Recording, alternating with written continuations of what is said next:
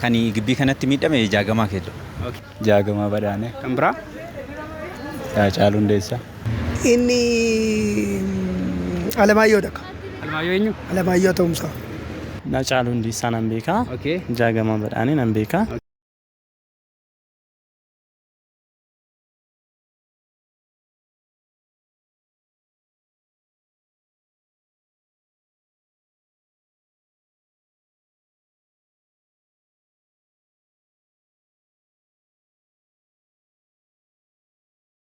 Ashama akkam jirtu mana barumsaa sadarkaa lammaffaa magaalaa Ambootti argamnee jirra.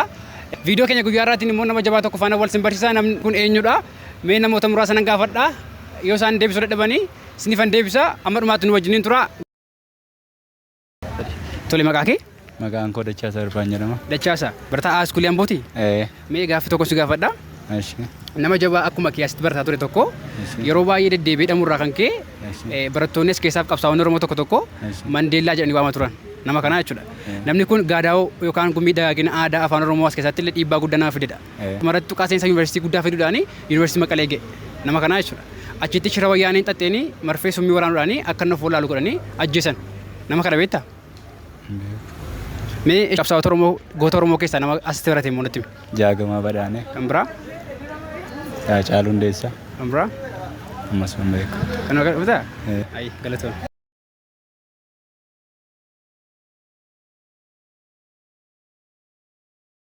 Maqaa keessan? Masfin Abaatan jedhama. Masfin Abaa, okay.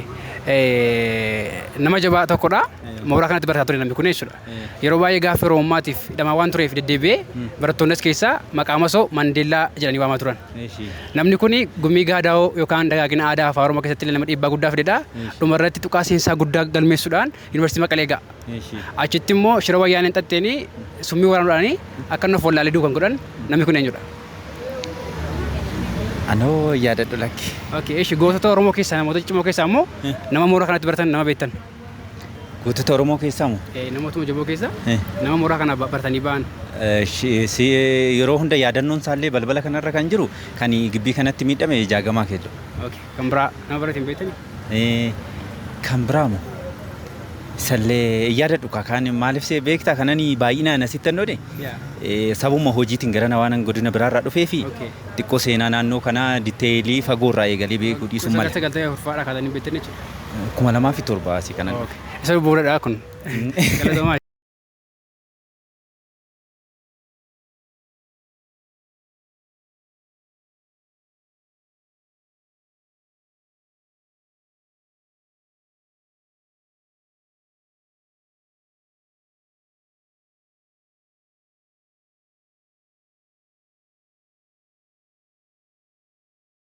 Tole maqaa kee? Fayyisaa. Fayyisaa. Isa barataa? Asii barattoonni? Asumaan baradha. Mana barumsaa Amboo sadarkaa lammaffaatti baratta.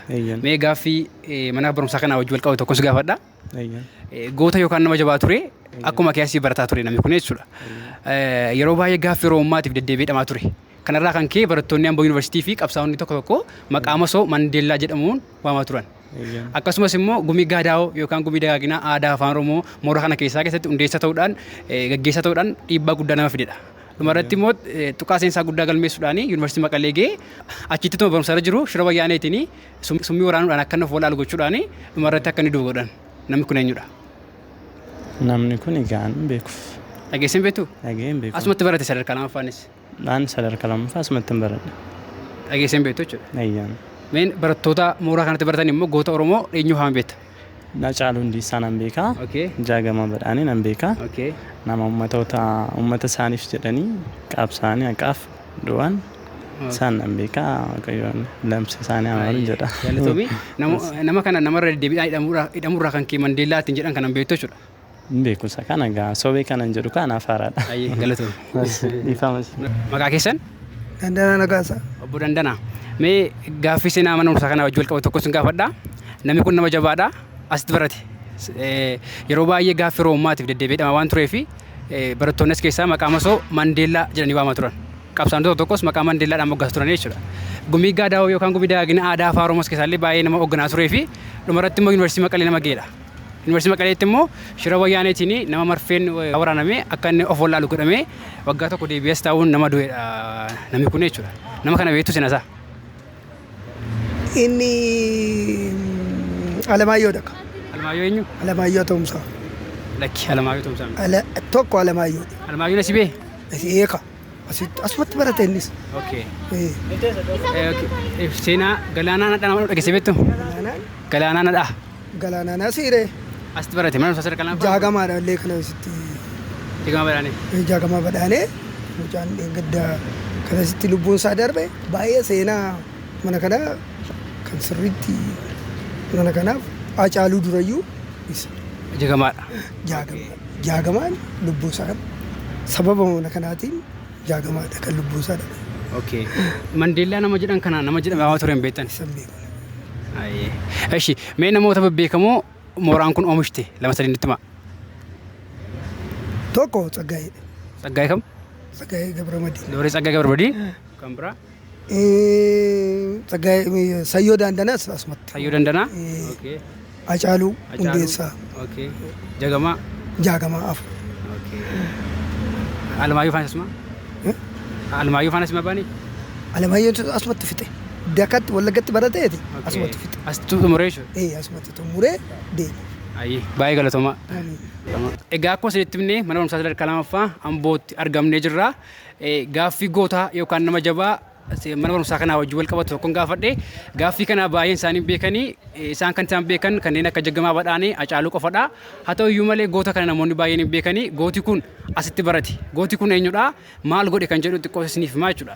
Gooti kun barnoota isaa sadarkaa tokkoffaa Baabbichatti kan barate yeroo ta'u akkasumas immoo umuriin isaa sadarkaa lammaffaadhaaf gaafa ga'u mana barumsaa kana dhufee jechuudha. Mana barumsaa kana jechuun mana barumsaa sadarkaa lammaffaa Amboo kana dhufuudhaan barumsatti fufee jechuudha. As gaafa dhufu haala jiru laalee gaaffiiwwan uummata Oromoo baay'ee gaafachuutti ka'e. Kanarraa kan ka'e immoo mootummaa wayyaanee bara sanaa ilaalcha keessa galchuudhaan deddeebisanii hidhaa turan. Gumii Gaadaa yookaan gumii dagaagina aadaa afaan Oromoo mana barumsaa sadarkaa lammaffaa kana hoogganuudhaan dhiibbaa guddaa nama fidedha. Akkasumas irra deddeebiidhaan immoo gaaffii Oromoo gaafachaa waan tureef irra deddeebiidhaan si'a baay'eedhaaf hidhamaa ture jechuudha. Kanarraa kan ka'e si'a baay'ee waanta hidhamaa tureef immoo barattoonni as keessaa barattoonni mooraa kana keessa turanii maqaa masoo Mandeellaa jedhamu moggaasanii fi waamaa turan jechuudha. Dhumarratti mana dhaatuma jiru qormaata seensaa yuunivarsiitii kan kutaa 12ffaa achumatti mana dhaataa'uudhaan qoramuudhaan tuqaa guddaa galmeessee yuunivarsiitii Maqalee ramaddii argate. Innis maatiinsaa dhiisin deeminiitii mootummaa wayyaanee kun si barbaadu waan ta'eef si ajjeesuu danda'u biyya isaanii deemin jedhaniitu maatiin kadhatanii lakki'anii sodaadhaaf jedhee kaayyoo koorraan seessu kaayyoo koon dhiisu jechuudhaan yuunivarsiitii Maqalee deemuudhaan barnoota isaa jalqabe.